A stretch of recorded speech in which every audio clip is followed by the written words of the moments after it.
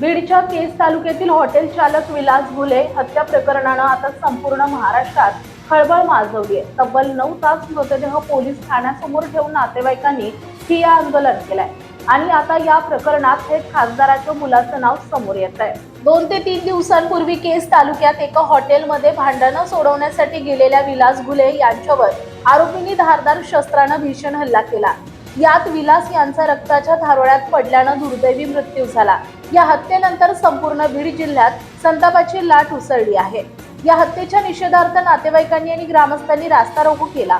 माजी मंत्री धनंजय मुंडे यांनी थेट मुख्यमंत्री देवेंद्र फडणवीस यांची भेट घेऊन दोषींवर कठोर कारवाईची मागणी केली आहे। तर दुसरीकडे मुख्यमंत्र्यांनी स्वतः ओबीसी आंदोलक लक्ष्मण हाके यांना फोन करून या घटनेची संपूर्ण माहिती घेतली आहे। सर्वात मोठी घडामोड म्हणजे आंदोलकांनी थेट खासदार बजरंग सोनवणे यांचे सुपुत्र सौरभ सोनवणे यांच्यावर गुन्हा दाखल करण्याची मागणी केली आहे। पोलिसांनी आता पुरवणी जबाब नोंदवला असून पोलीस अधीक्षक नवनीत कामत यांनी चौकशी करून पुढील कारवाई करण्याचं आश्वासन दिलंय। आतापर्यंत 9 पैकी 6 आरोपींना अटक झाली आहे।